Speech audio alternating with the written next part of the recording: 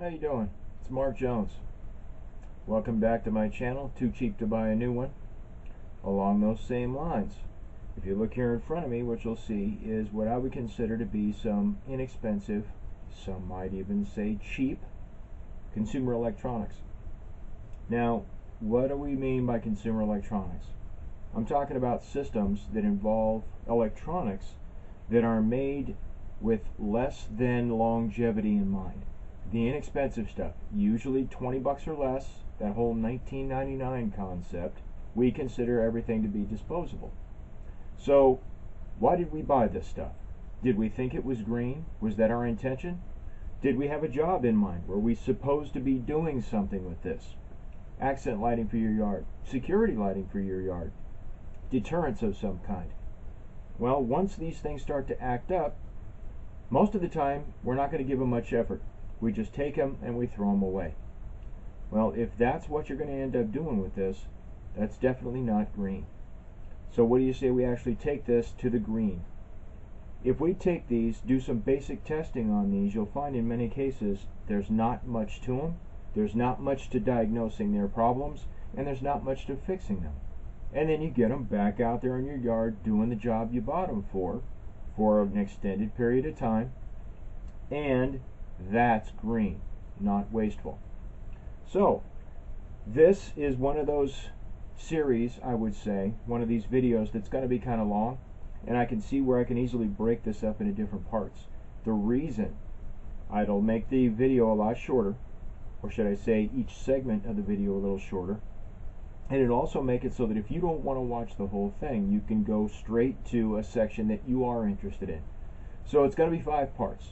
This is the first one. We'll call it the introduction. The second part is going to be going over the basic components of what these things are. Third one is going to be testing the electronics. Fourth is going to be testing the batteries. And the fifth is going to be testing the solar. So hopefully by the time we get through the 5th section of this, if you decide to watch all of the videos, you'll have a pretty good idea of how most of this stuff is put together. Just remember, if you bought it to do a job, let's get it out there doing the job. If you think it's green, let's make it green. Don't throw it away until it's done. So, that being said, welcome aboard. Hope you enjoy the videos. And like I said, 5 parts. We'll have them labeled so that you can actually pick which part you're the most interested in, or by all means, watch the whole thing. Enjoy. Take care.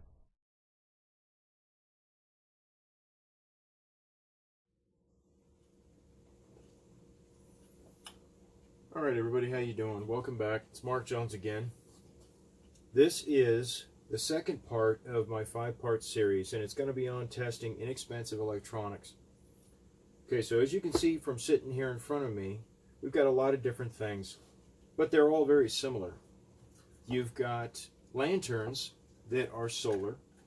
You've got lights that are on the inside of this thing, little button cells on the inside, all inexpensive.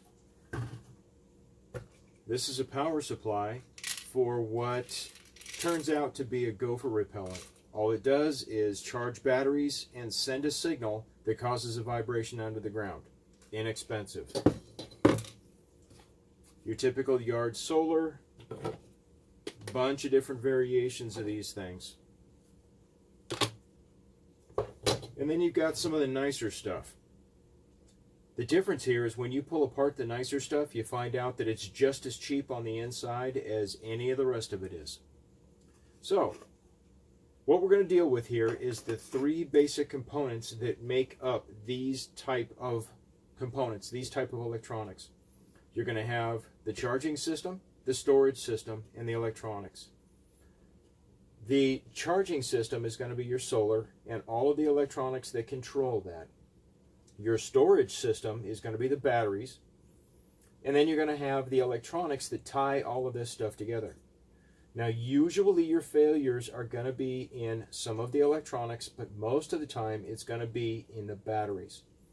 So, when we talk about that, we're going to talk about testing all of the different systems that come together and make this thing work. But we're also going to test those separately so that this isn't such a long and in-depth conversation. Anyway, if we're talking about this, we need to kind of understand how it's all put together. Most of the time when it comes to these solar units, you're going to end up having a cell on the top. You may or may not have a little lens built into the side of it. Some of them are just a tiny little dot. Many of them are a larger cell like this one here. The idea is that it allows light in, and it will tell this when to turn on and when to turn off. Not all of them are like that. Some of the newer generations don't have that eye. Some of the newer ones just have a cell, solar cell on the top. Now, how does this one work? Well, the solar cell produces electricity. When there is no sun or there is no light exposing that panel, it does not produce any electricity. So it's got electronics on the inside that uses that as a switch. When it no longer produces electricity, the machine knows to turn off. Some of these other things use timers, like this gopher deterrent.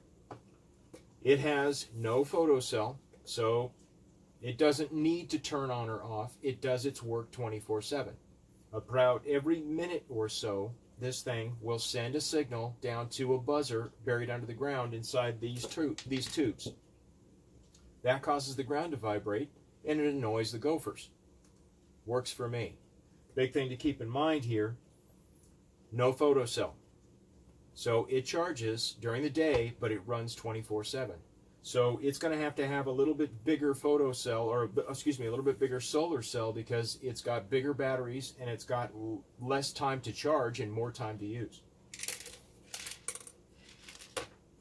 All right, so the main components. We've got the solar cell, we've got the batteries, and we have whatever electronics link all of those things together. So in part 3 of this video series, we're actually going to go into the testing of the electronics. The reason for it. If you test the electronics first, you can usually find out if there is an overall well-being of this unit. If the thing is going to work with just a little bit of tweak, like giving it a little bit more sun, or maybe making sure that the battery connections are clean, then there's no reason to go any further. Put the thing back out there on the lawn and get it doing what it's supposed to do. If we have to get into whether or not the solar works, whether or not the electronics themselves work as far as the photo eye or the solar eye, whatever you want to call it, then we're going to have to start getting into a bit more depth. So in this next series, the next section, we're going to be part 3, is going to be testing the overall unit and the electronics.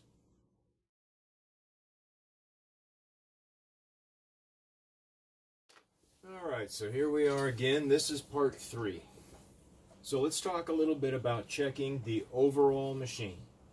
So what I mean by that, if all it takes is just a little bit of tweaking, cleaning a connection, possibly putting this thing in better sunlight, something along those lines, that would be the better way to test out the entire unit. It'll also give you an idea of whether this thing is even worth bothering with. So we're not going to test the solar, we're not going to test anything other than just do a once over on the machine. So here's what I mean. This is a little bit more expensive unit, nice stainless steel top on it. I've refurbished these things, I can't even tell you how many times, and they just keep working along with a little bit of tweaks. So we're going to look at the top of it, and this is relatively clean. It should be able to get sunlight through it pretty easily. The lens that goes over the top of our photocell, not so good. That one looks a bit junky. So we're just going to figure that is something we're going to have to address in a little while. But for right now, we should be able to get some light through that solar panel. Flip over the inside of the unit and take a look at it. I don't have a whole bunch of cobwebs. There doesn't appear to be a lot of water damage. This thing, for all intents and purposes, is fixable. So we need to make sure that before we go any further with this, that the batteries are worthy of being charged. Now, I'm not talking about actually testing the batteries. I'm talking about just looking at them. Pull the access panels off and take a look inside. And what I'm looking for, you don't have a bunch of cobwebs around each one of the connections. I do have some corrosion in here, and I'll show you exactly what that means. The batteries don't appear to be corroded, but I am a little concerned about the tarnish or the oxidation on each one of these things. So let's pull this battery out and take a look at it. Connections don't look bad. It's not leaking.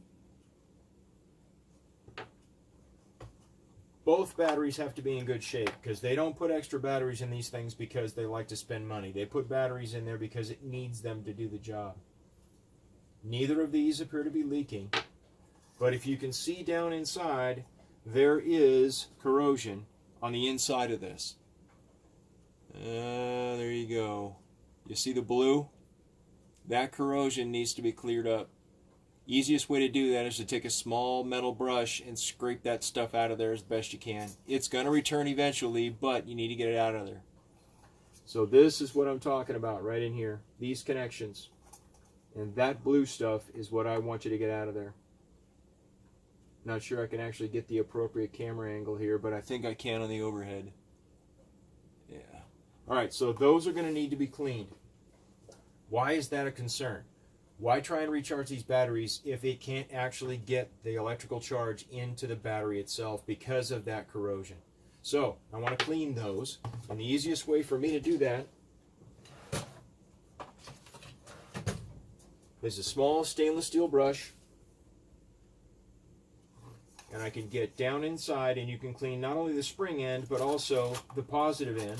Get down inside and scrape that stuff out of there.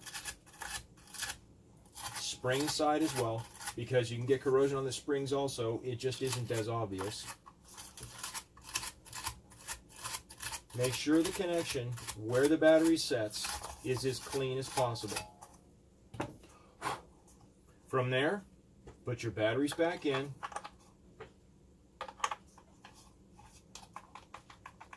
I roll them around to make sure that they've scratched and gotten good contact on the inside. I put the battery doors back on. Reassemble this and put it out someplace where it gets good sunlight for a few hours at least. To finish with the testing, it's best if the batteries are as fully charged as you possibly can. So you might want to just put this out in the sun and come back and finish your testing tomorrow. So, to carry on with this video, different unit. Now we're going to test this by basically just assuming that this thing has a charge. If I turn it up, the light on the inside goes off. If I turn it upside down, it senses the light above because this solar panel is now producing power, and it shuts the light off. As I roll it over, the shadow is enough for it to actually shut off that charge and turn on this light. I can leave it in that position and the light stays on. And it's a different type of LED than the one that's in that other unit, but it's an LED nonetheless. If it stays on for a while and doesn't fade out, then as far as I'm concerned, I'm looking at this solar panel, I'm looking at the fact that it can turn itself on and off, and I'm looking at the fact that the light comes on and stays on. As far as I'm concerned, the electronics on this are worth using. Now, if the batteries aren't holding the charge and this light decides to fade out, that's going to be something I'm going to need to do further testing on. Is it because I've got a bad connection inside? Is it because the electronics are not staying connected and they're disconnecting themselves? Or is it just because the batteries aren't able to hold the charge the solar cell comes up with? Either way, in sections 4 and 5 on this video, we're going to get into how to test the batteries in section 4 and how to actually test the solar cell in section 5. So, just to make sure we've covered everything here, we're basically checking the overall function of this unit. Because something has drawn our attention to it, it's not behaving the way it's supposed to. Either it's the fact that it will not stay on more than an hour or two, or some nights it won't come on at all. So we're obviously going to look at where it's sitting and where it's charging. We're going to look at whether the solar panel is actually producing enough power. Remember, summertime these things may charge just fine. Wintertime it may need more power, more time, more direct sunlight. Batteries are only going to last so long and only be able to be charged for so many times. When you get to the point where these batteries are now weak, you have to replace them. They're not that expensive, but it's one of those things that's worth looking at. We have to find out for ourselves before we replace these batteries whether they are good or whether they are bad. All right, let's talk some more about testing these and getting an idea of where we're going to go next. So I have two lights here. They're the same batch, bought them about 15 years ago. Notice that one of them, the light is off, the other one is on. Well, is it because the thing is exposed to light and it's turning itself off as it should?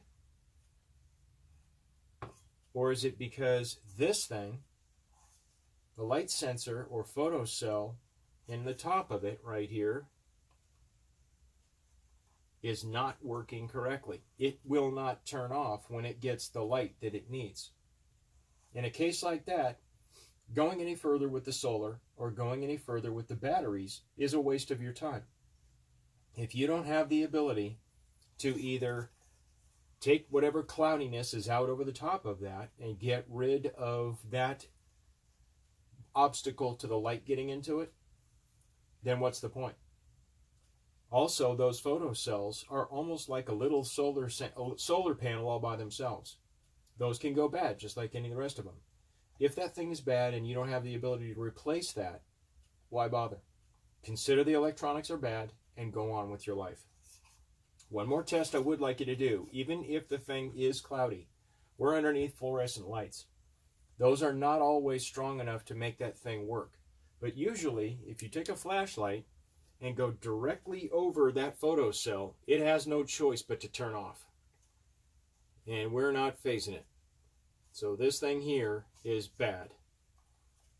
This one over here, I've got a connection issue with. You notice that when I mess with the batteries, the thing can and often turns on.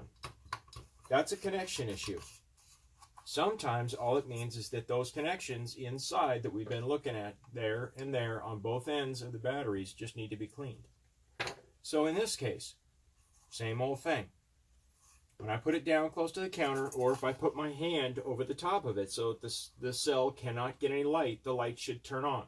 When I take my hand away, it should turn off.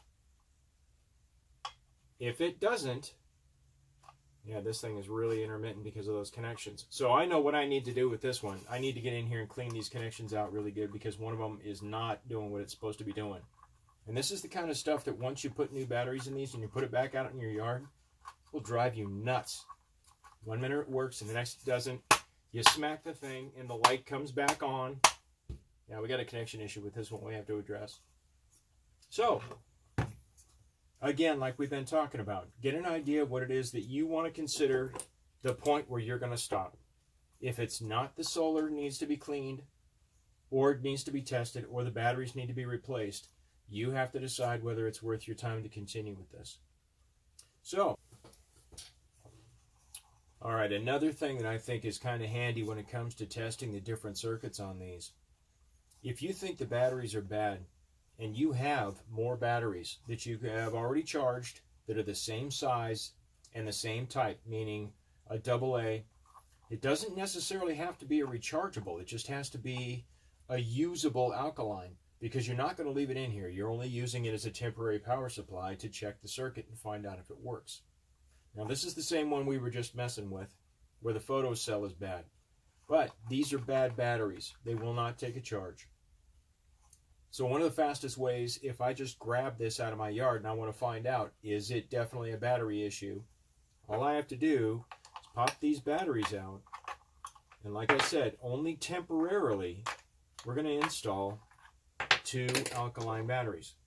And if it immediately comes on, we're going to have a pretty good idea that I have a power supply issue. Not necessarily whether those batteries just need to be recharged because the solar's bad or not, but it'll give you an idea of whether the thing functions the rest of the circuits. So this one, we already know the photocell is bad, so when I turn it over and expose it to light, it won't turn off. The other ones will. So sometimes just having other batteries around. If you're going to invest in some rechargeable batteries, it's not a bad idea to have them around. Also, if you buy a kit when you're first starting off, you'll also usually get some type of charger. That's kind of handy because when it comes into other sections where you're going to actually charge the batteries before you test them, these are convenient. That way you don't actually have to use the solar in this and wait for 8 hours for it to charge in the sun. Hope that's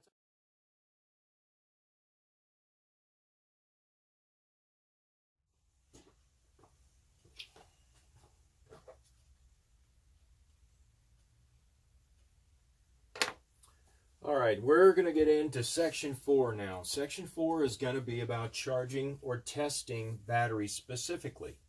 There's going to be some things that you're going to need that you may or may not already have. If you don't have them, that's why I want to have this conversation, because you don't need to spend a lot of money to get the basic tools necessary for testing batteries, and then you'll use around the house if need be. So, voltmeters. They come in a lot of different shapes and sizes. You can see from something small like this, that's more of a pocket size. Mechanics use these a lot because they can just stick it in their back pocket and they don't end up having to have something large running around. That was the intent of this one, was to be a mechanic size. You've got your typical voltmeter, digital here, that you can get almost anywhere. Just because this one's Craftsman doesn't mean anything. They're all pretty much made overseas. Even if it's the really good ones, you just pay more for the really good ones. So these meters, digital, easy to use. Not a big deal at all.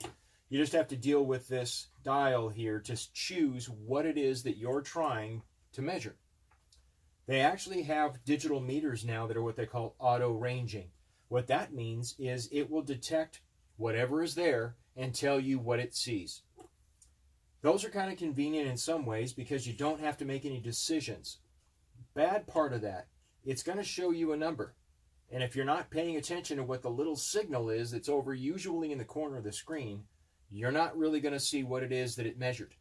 So it's a good idea, I believe, to learn some of the basic functions of these things. Or if you're going to get an auto ranging meter, be very, very careful to watch for those signals in the corner.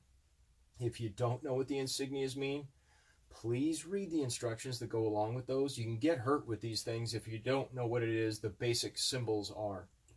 So, we've got your average desktop or countertop. They usually have a little kickstand that kick out that'll keep the thing up off the bench. If it doesn't have one, you can do something like I did here and just make one that will hold it up for you. Not a big deal. This meter's almost as old as I am.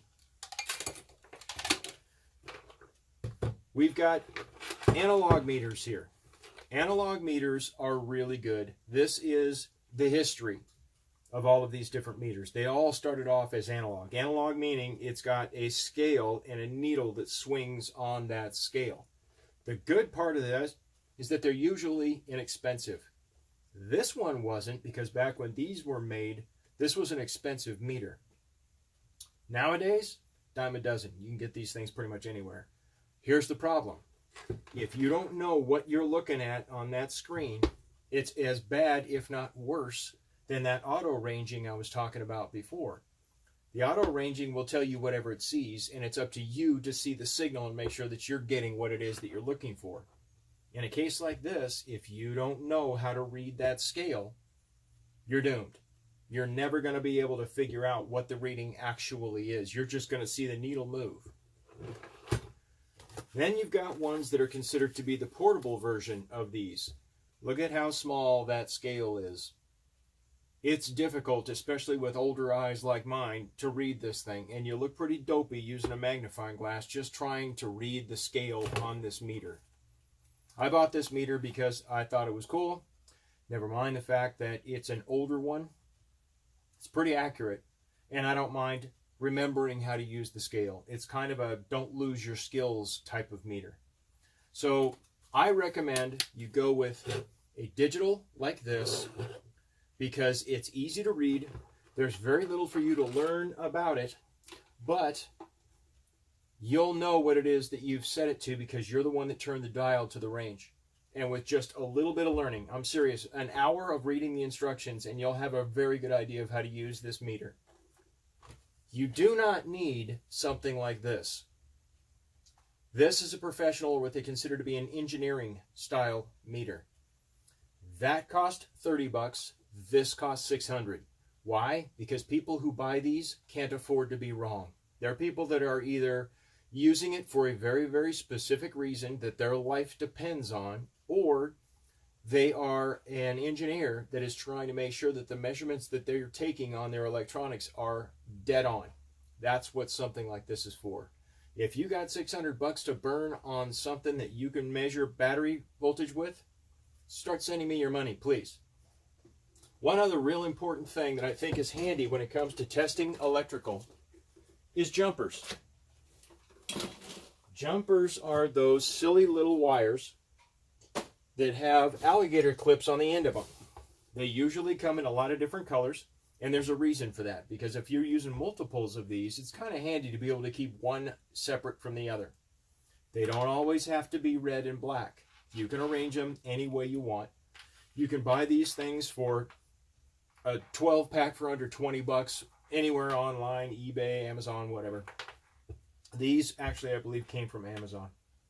So we're going to use some of these in our testing just to make life more convenient. We're going to use a meter like this one, and we can use these any way we want. Laying flat, leaned up, and I'll try and do what I can to make it so that both of the cameras actually get an opportunity to see this. We're going to measure voltage in this, so I'm going to turn this to voltage DC. And you want to set it to a range that is higher than the voltage you're going to measure. So in other words, if the battery you're going to measure is over 1 volt, you don't want to set this to 1 volt.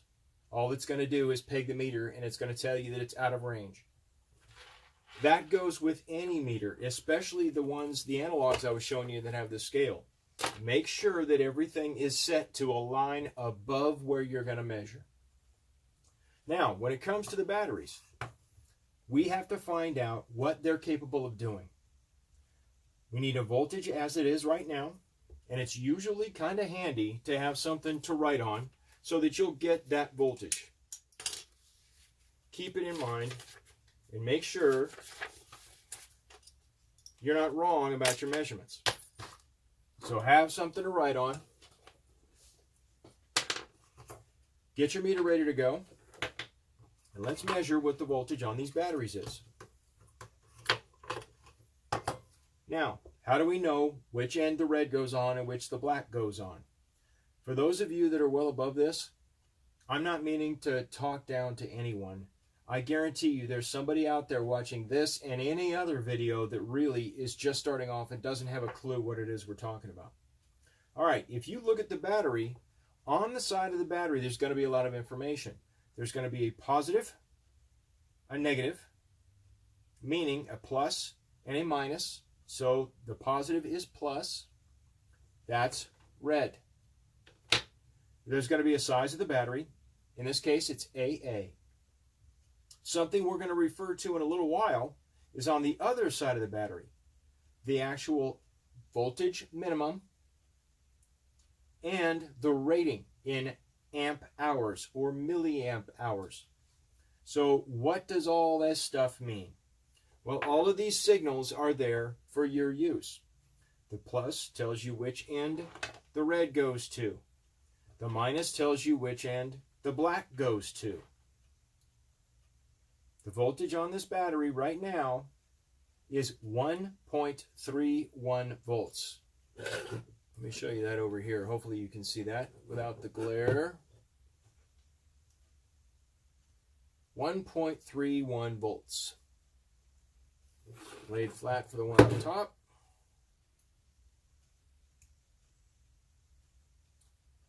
All right. So what does that mean? Well, I don't really know until we look at some of the ratings that are on these batteries. It says the minimum voltage, we had 1.31 volts. Minimum voltage here is 1.2. Are we above 1.2 on this battery? Yeah, yes we are. Now, we're going to look at the rating on this battery. It says that it is a 1900 milliamp hour. Well, what does that mean?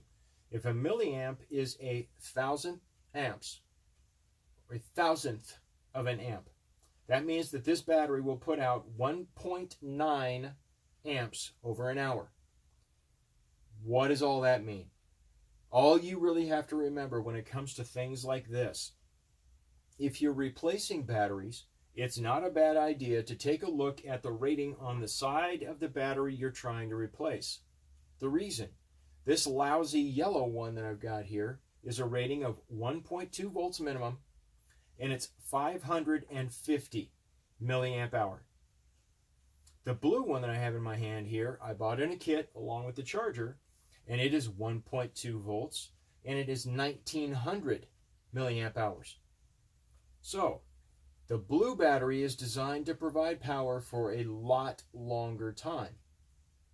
How much longer? Well, if this is 5500, as you can imagine, that's going to be somewhere around 1700 milliamp hours over threefold. So 3 times this battery is around 1700. This is 1900 by itself. Well, there's a give and a take. As I was told once, there's no free lunches in this world. If this takes a third less to charge, this takes 3 times longer. Why does that matter? This solar panel inside this thing may not have the ability to charge 2 of these high output batteries in a normal day. Where these, because that's what came in this unit, may be just right. So the point is, if 2 of these things are 1100 together, and 2 of these are 3800 together, there's a very good possibility that little solar panel is not going to be able to get it charged in one day. Your batteries will always be low. So be aware of that. All right, so back to charging or testing our batteries again. We tested that battery and it came out to be 1.31 volts. To me, that's half of the equation. We also have to find out if this thing has the ability to get the current out of the battery. What does that mean? All right, every time you charge a battery, or every time you put a drain on an alkaline battery, there's a certain amount of damage done. So the alkaline battery, it uses some of the chemicals on the inside that are made to produce the electricity. In a rechargeable, you're using some of the electrons that were put into it and stored in it. Every time you recharge it, you're doing a little bit of damage to the chemistry inside these rechargeables as well. So there's only so many charges you can do to these before they start to fail. The reason, you're putting a little scar on the inside of it every time you charge it. And that little scar is going to get bigger and bigger and bigger and bigger. And when it finally gets to the point where there's more scar than there is ability to produce power, these will fail. So we need to find out, is this battery too far gone, too far scarred to continue providing power? Well, how do we do that? Well, there's a bunch of different ways, but we're trying to do this with what the average person is going to have sitting around. So what I've done is taken a look at what it is I have at my fingertips. Well, I've got a couple of those alligator clips and a little light bulb socket that I got from my grandfather. I can't even tell you how long ago, but this thing is probably older than I am. And inside this little socket is an old style screw-in flashlight battery, flashlight bulb. Now this used one battery to power it. So there's a good possibility that if I put the draw this needs off of this one battery, I can find out whether this thing is able to continue producing power. So let me see if that would be easier for you to see rather than me to talk you through.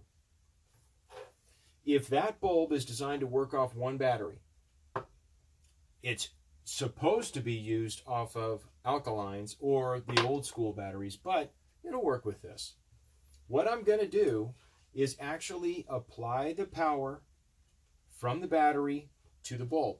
And if that bulb doesn't light, I'll know this was charged 1.3 volts and it's not able to continue giving me the power I need to light that bulb. Well, here's a problem. If I go ahead and just hook this up, I can see if the bulb will light, but I have no way of measuring it. There's no way for me to actually see it other than the fact that that bulb will start to glow. Well, how about if I take these alligator clips and I hook them up to my meter? Then I can actually see the voltage and I can see what it was when I started and what it drops to. Hopefully this will all make a little more sense as we do it. Red to red, black to black.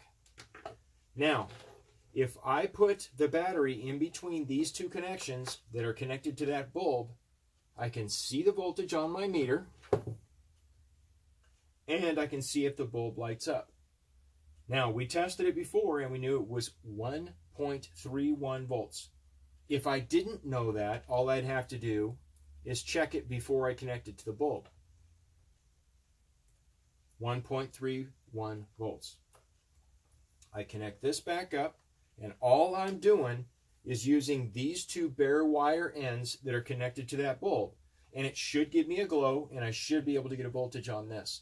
I don't want the voltage to drop more than 10%, and I'll show you what that all means in a minute. So I'm going to make the connection here, positive to positive, negative to negative. I'm going to see the bulb glow. So it's using the power to make the bulb glow, and right now my voltage is holding steady at 1.3. So that is significantly less than 10%. This is a good bulb, and it's continuing to provide me power without falling off. Still 1.3 volts. That's what we're looking for. That's a solid battery. Now, let's test its partner. Make sure that it's good. We didn't test the voltage on this one right away, so let's do that now. Red to positive. Also 1.31 volts. Let's make our connection. Let's actually put the connection onto our little tester. My bulb is glowing. My voltage is holding steady at 1.31, correction, 1.30. Again, working great. So what does it look like when you have a bad battery? Well, you got a couple of different ways you can go with this thing. To start with, you can check the voltage. Black to negative, red to positive. This one is sitting at 0.96 volts. Well, that's already lower than the minimum. The minimum is 1.2 on this style of rechargeable battery. I would want to make sure that I got this thing charged up first. The reason, there's no way this is going to do the job if it's already lower than the minimum. Let's try another one here. 0.23 volts. Also, too low.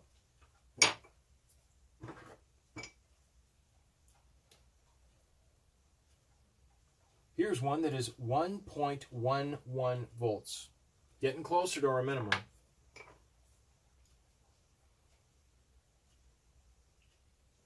.04, dead.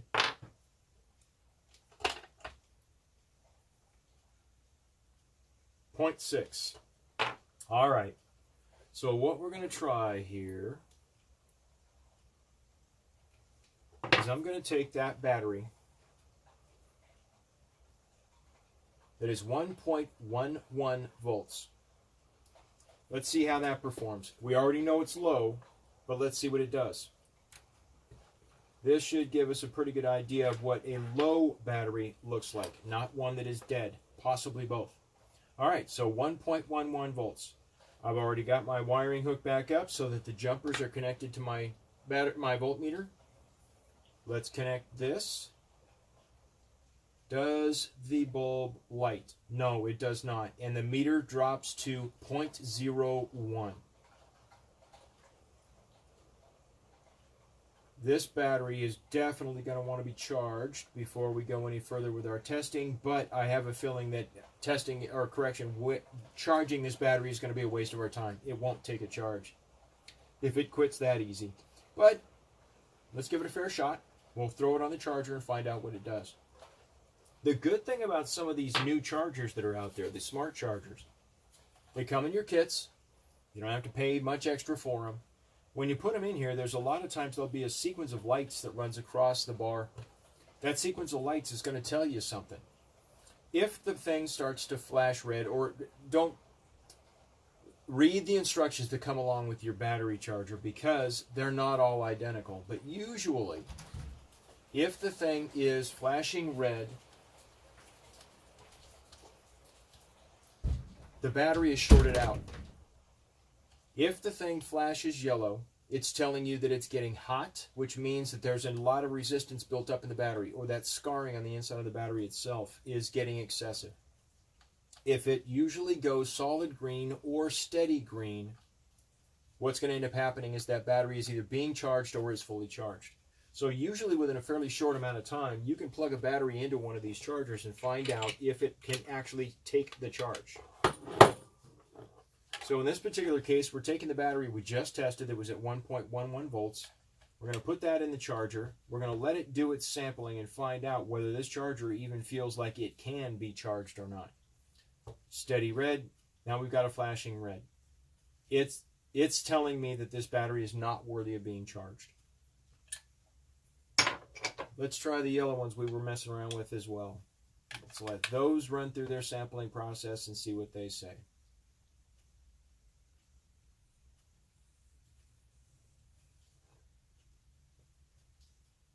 Same thing.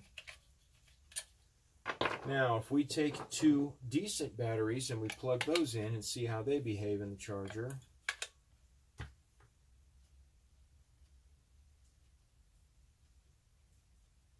One is low, one is mid-charge.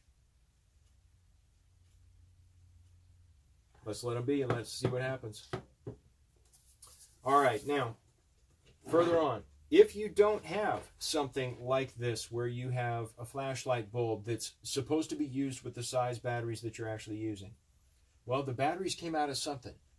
And those batteries can actually be checked. You can load test those by the machine that they came out of as well. Again, charge first. Find out if the thing can even be charged. If the batteries can be charged, but you want to test and find out if they're actually able to load as you intend for them to, we're going to need to be able to hook up our jumper wires to the unit itself. Doesn't matter what color I use, so let's just get two that oppose so I know which is positive and which is negative. Now, one of the things I like to do with these, especially if I'm going to use existing connections for a battery, almost everybody's got some type of aluminum can or something conductive around that's very thin that can slip in there, and that'll give you tabs that you can actually put your alligator clips onto. So I've got some of those laid out here.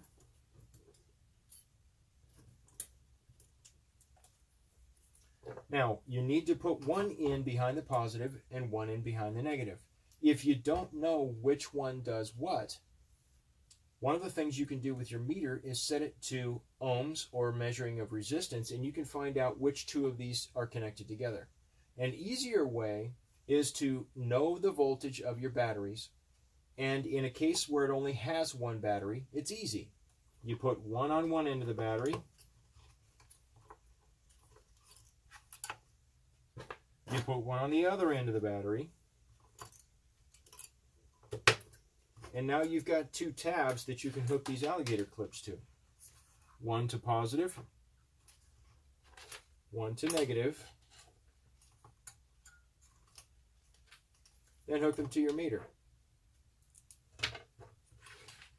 And let's find out what our voltage is.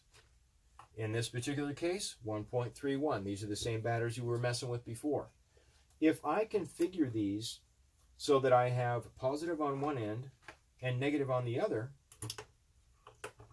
if I've got them in the right position to test both of these batteries, I'll be able to add the voltage together. So 1.31 twice is 2.62.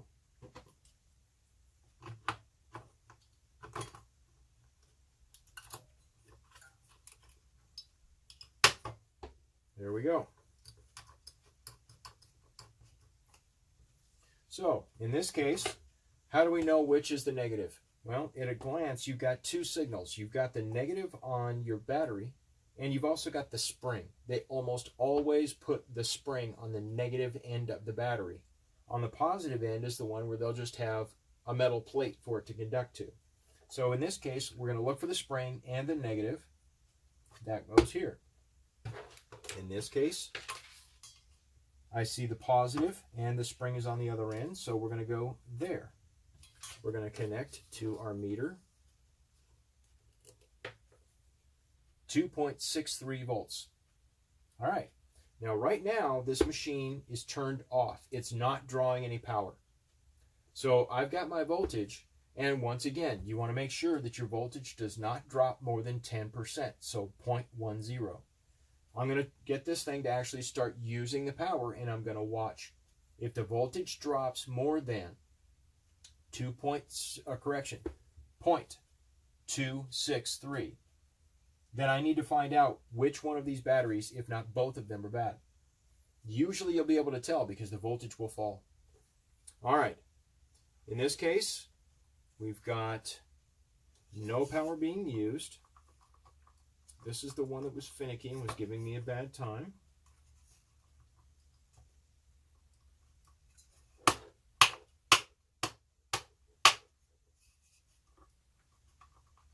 All right.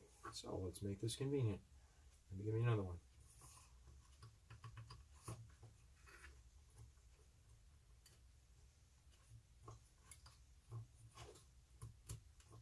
All right.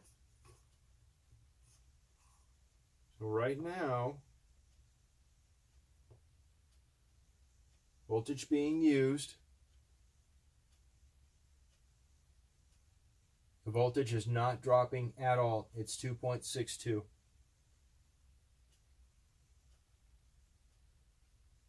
So how do I find out, say the voltage does start to drop, how do I find out which one of these two which one of these two batteries is actually the culprit that's stealing my power, not letting me get this thing done? Well, if you recall, when I first started off, I had these tabs on one battery, the positive and the negative on one battery. You can actually do exactly this same test with one battery at a time. You're still using the entire unit, but it will allow you to look at the voltage on one battery at a time. So let's do that so that you get an idea of what that looks like. All right, our voltage did not drop. If I take one of these lousy batteries and put it in here, let's see what happens with that, whether this thing will even turn on or not.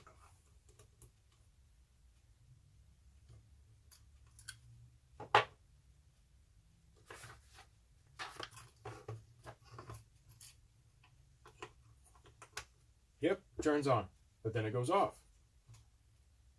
All right, let's watch our voltage here.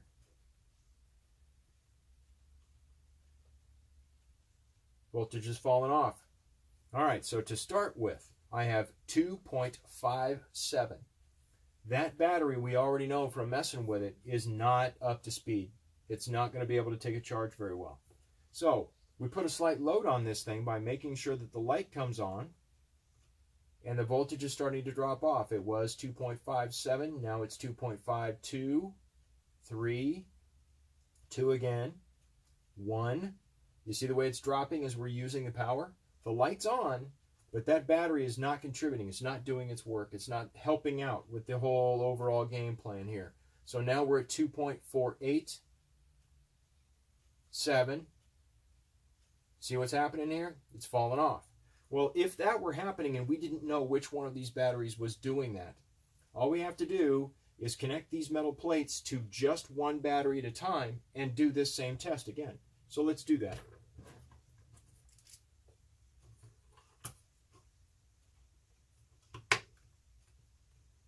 All right, get the thing working. Switch our positive over to here, and right now, this battery is sitting at 1.17. So let's watch our meter when we actually start to draw power off of it. 1, 5, 1, 4, 1, 3, 1, 2, 1, 1. Obviously, that battery is not helping us out. To be fair, let's check the other battery and find out if that one's doing the job it should be doing.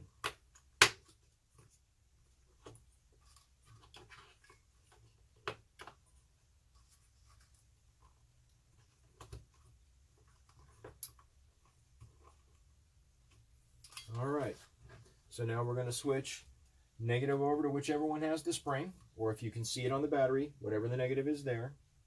Positive here. Get a voltage reading. I'm looking at 1.31 volts.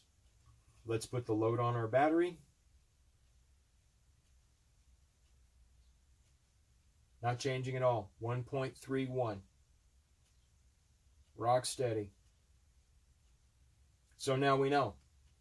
Our voltage is dropping because that battery, the lousy one in the set, is not helping. It's actually a hole, and it's drawing power from the other battery trying to fill in that hole because that battery is not doing the job.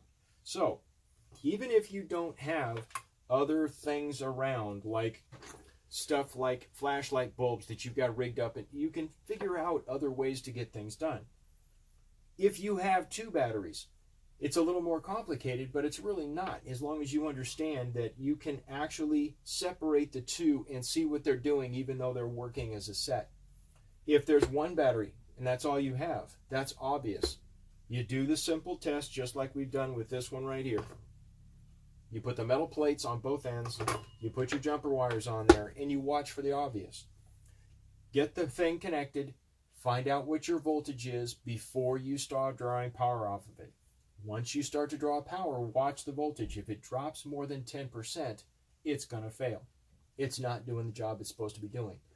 Don't just immediately throw it away. Recharge the battery completely and retest. If it's not fully charged, a lot of these things will not behave the way they're supposed to. So, there you go. Basic battery checking. So there's two things you're looking for. Voltage and making sure that you're above the minimum. These batteries, these rechargeables are 1.2 volt minimum. So charge it and make sure the thing is all the way above 1.2. Once you've got it charged, check it under load and find out if it's actually capable of providing you power on a consistent basis while it's doing the job it was intended to do. If it can't do that, then there's too much scarring or too much damage on the inside, or as the engineers call it, there is too much internal resistance, and that battery is not able to actually flow power out of it because of all the damage done to the inside. I hope this has given you a little bit of an insight here, and this is not just on rechargeable stuff, by the way. You've got exactly the same issue on almost all batteries. If they fall on their face as soon as you ask them to do the job, they're dead. Recharge them if they are rechargeable. If they're not rechargeable, chuck them. Get them recycled. All right, onward and upward. Next section is going to be section 5, and we're going to show you how to test solar.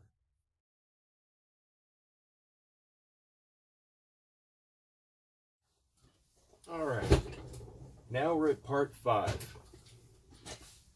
So on part 5, what we're talking about is testing the solar. So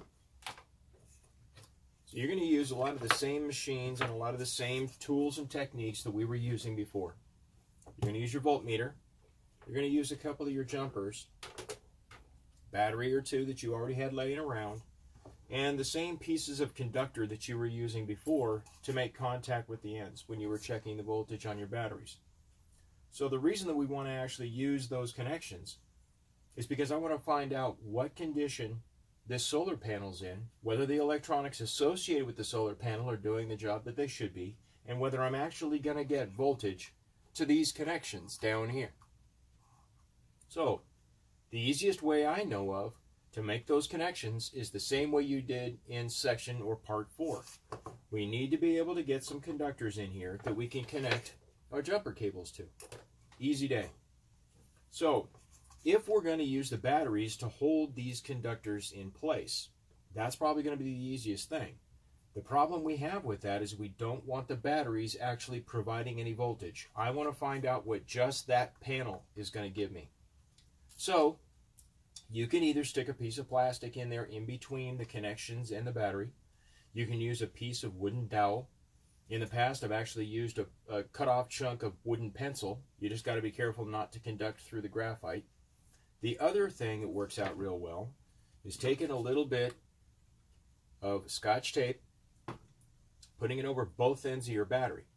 You don't want to ruin the battery, but anything that will go between the connection that won't conduct will work fine. Electrical tape, duct tape. Duct tape's not the best choice because it leaves a lot of sticky residue behind, and you're going to end up having to clean that off of your battery. Otherwise, it won't connect correctly later on.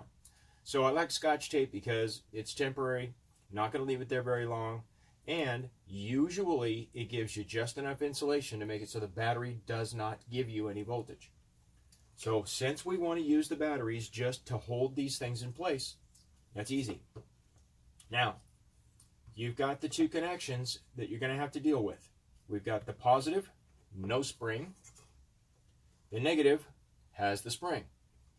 We can use our jumpers and connect straight to the spring. We don't have to have anything in there. Since the battery's not in the way, you can just grab the spring with the jumper cable. The other end, we're definitely going to want to have something between our battery to give us a connection for our jumper cables, but I don't want the battery to contribute any voltage. So here we go. This goes in, slide the battery into place. Now, turn our voltmeter on. We're going to use the same voltage range we had before. You want it set to higher than what this thing is going to put out. So how do we know what this is going to put out? A quick down and dirty way. If each one of these batteries is going to put out 1.2 volts minimum, we know that this thing is probably not going to produce anything more than 3 volts, 4 volts. So if you've got the range set to 20, you should be just fine. It won't go out of range on you. So right now, we're going to put the positive on the little jumper and the pigtail that we've got sticking out, that conductor. So I've got negative connected to the spring, positive connected to the conductor that I've added. And right now, I shouldn't really be getting much voltage. If I leave this thing completely covered from the light, I should get nothing on my meter. As you can see from that, may I be able to read it? Zeros. So as I lift this thing up, I might start getting readings. Now I'm looking at 0.06, 0.07. Not much voltage at all, but it's starting to do something. As I flip this over and I expose this to light. Now once again, this is fluorescent lighting over the head of me, and it's a gloomy day, so I'm not going to get a whole lot of light going here. I'm now getting 0.38 volts. So I'm seeing what I need to see here. This cell is actually putting out voltage. And the brighter the light, the closer the light we get, it goes up. Now I'm at 0.46. 0.52. If you've got a nice sunny day outside, grab your kit and go outside. Find out what it actually reads. If you've got gloomy conditions like this, use a flashlight. I'm looking at 0.4. Put a light over the top of it. I'm now looking at 1.1 volt, basically. The closer you get the flashlight to it, the more it's going to put out. 1.2, 1.38, 1.5. If you really want to find out what it's going to do under some fairly bright conditions, get yourself a much brighter light. Now, let's find out what it does now. I'm looking at 2.25, actually 2.2, 2.8, 3.2, 4 volts, 4.4 volts, right down on top of it, 4.5 volts. So I know this solar panel is doing what it needs to do. It's producing power. It's getting higher voltage as I get closer to the actual source of light. And when I turn the thing upside down and I occlude it from the light completely, no voltage at all. That's exactly what I'm looking for on this solar panel. So what are some of the things that can actually get in the way of that? If you look at your solar panel, and this thing is all grayed out, looks all grungy and grimy, like a paint job that needs a wax. That's fairly common. These things have a tendency to have the coating that goes on the outside of the plastic wear off. UV light destroys it. Ironic as that is. if this gets all grayed out, actually you can help restore this using automotive wax. Some of the stuff that actually works really well are plastic cleaners, like Meguiar's Plastics or anything along those lines that are designed to clean oxidation off of plastic. You'll get that stuff off, but then just keep in mind, you got the oxidation off, but it's going to oxidize again. So you need to coat over that with either automotive wax or some type of plastic protectant. Now, one of the other things to keep in mind is if it is all grayed out, I like to test before I clean that. The reason, I want to find out how much the performance improves by cleaning that oxidation off. Sometimes it can double the amount of voltage that you're going to get out of this cell just by cleaning off the oxidation. Not always, but a lot of times that's the case. Just remember, the performance of this panel has everything to do with how well those batteries will charge. So, if it's all oxidized and grimy and grungy and dirty looking, do the test. Negative straight to the coil, positive to the positive side of the battery as it would normally sit. If there's only one cell, you connect both jumpers to just that one cell. If there's two cells, you need to figure out which two connections leave. What does that mean? Well, this connection goes to the electronics. This connection goes to the electronics. These two just connect together. So how am I going to know what happens here? Well, if you get the connections wrong, you're not going to get any voltage. It's pretty simple. So right now, I've got the negative coming out here, and I've got the positive coming out here. The link between these connections is the battery itself. So if I get these connections wrong, like say I take the battery and I connect the positive to here and the negative to there, you're not going to get any voltage because none of that is actually coming to the batteries from the solar. The solar is connected to these two connections, here and here. So how do I know that? Try them out. You're not going to hurt anything. If you connect to the wrong ones, you're not going to get any voltage out of the solar. If you reconfigure and you're still not getting any voltage out of the solar, you probably have bad solar. But let's try that out. So let's just say, for instance, I don't know which of these connections that I need to connect to. And I get things all flipped around and messed up. Again, take your batteries and put some tape over the end so that they don't help the solar. I want to find out just what the solar's putting out, not the batteries. So now these are insulated, and they're just something that holds our metal conductors in place. So, let's say I don't know which ones are going to leave. I connect this one to negative. How do I know? It's the spring. Also, you can usually look inside the tray, and the tray will usually have signals in there. It'll have a plus and a minus, just like you're putting batteries in anything else that you own. Same thing. You've got those signals in here. So, negative has the spring, positive just has the metal plate, and look for the signals on the inside. So here, got my battery taped up. I'm putting my conductors in place. So right now, I've got my two tabs. I put my conductor on here. Well, actually, that's the coil, the spring. So I put negative there. I put positive on the opposite side because that's where my plus signal was, and the spring's on the opposite end. Now let's turn it over. I get nothing. Just to make sure that it's not lousy light. I still have nothing. Well, I don't know which connections I'm dealing with here, but I know I'm not getting anything out of it. Well, we haven't exhausted all of our different configurations yet, so don't give up on the solar yet. Reconfigure and find out. Can it be something that crosses over? Sure, it could be. So we can test that. Let's take the battery out. Let's put the conductor on the opposite end. Well, now wait a minute. That's a spring on that end and a spring on that end. Two negatives. That can't work. Well, I've already got positive here and negative here, and that didn't work. So let's swap them to the other end and try them. If these positive and negative don't work, try the other positive and negative. Once again, if there's only one battery coming out of this thing, this got easy. Positive and negative on that one cell, and you're good to go. All right. Try the positive and negative here and it didn't work. Try the positive and negative here. Same thing. Put your conductor on that end, or if you would like to, just connect with your jumper. That's my negative connection. Now I can't have negative and negative, that won't do me any good. Pop this out. Put your conductor on the opposite end.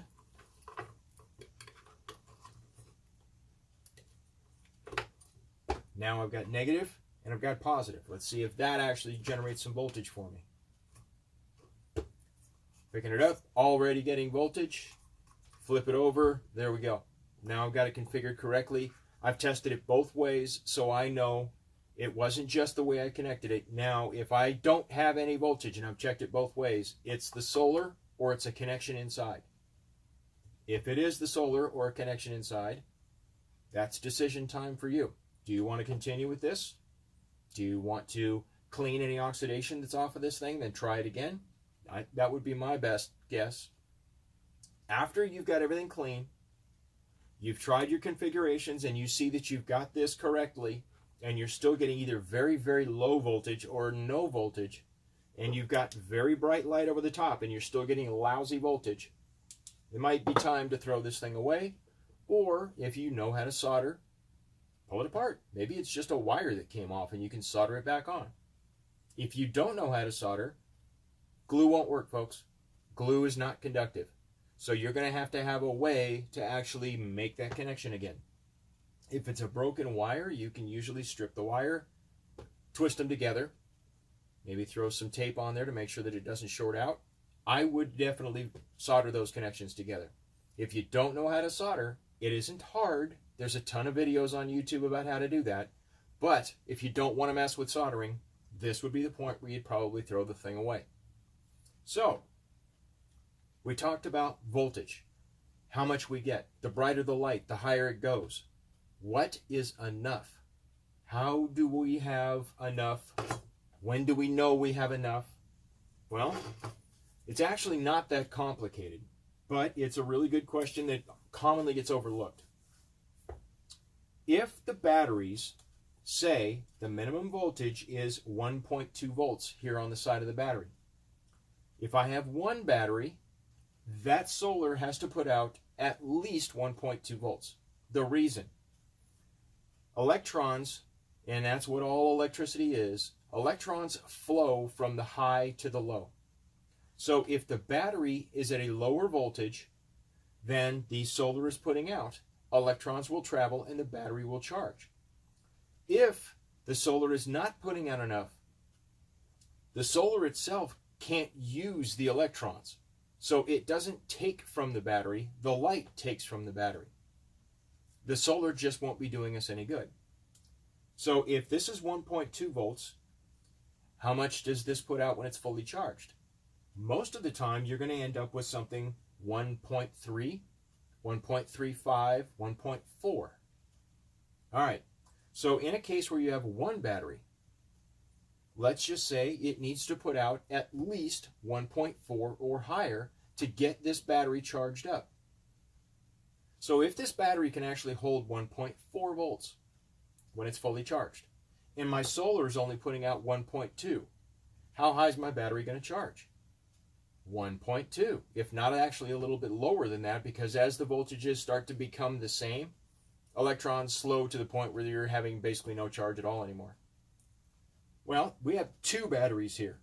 So if it's, let's say, 1.4 volts for each, that's 2.8 volts. It needs to put out at least 2.8 volts. So do you recall what this thing was charging under good light? Almost 5 volts. No problem.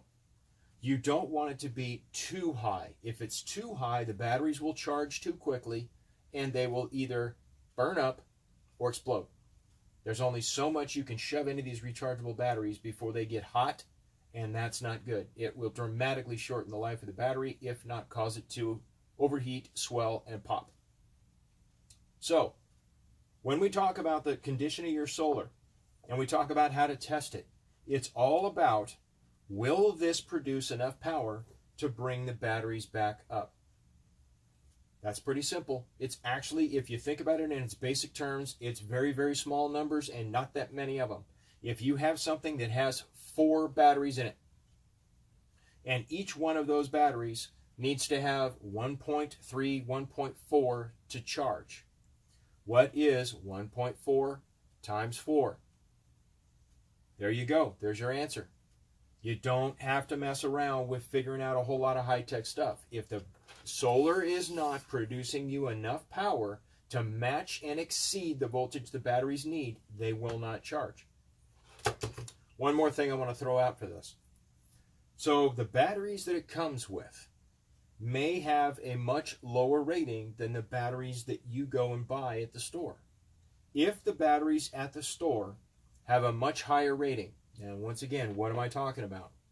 Well, these cheapo, lousy yellow ones that almost everything comes with, or these red and black ones like we have inside this tray right now, seem to be the common ones that almost everything comes with. Very low rating. 550 milliamp hours. So what does that mean? This thing can actually store half an amp. I'm not going to get all caught up in the weeds with what that means. Just understand that the higher that number, the longer the battery can provide power. But it's all relative. It's all connected.